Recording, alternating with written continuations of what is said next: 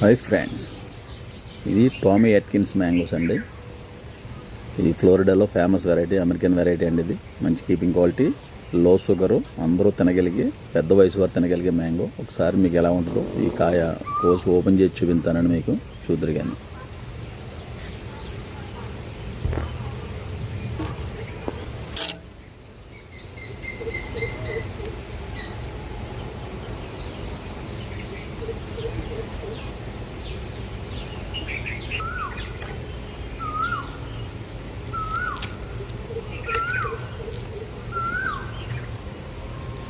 ఇదిగోండి, ఇది Tommy Atkins కండండి. అంత పలుపు ఉంటుందండి, మంచి రకం.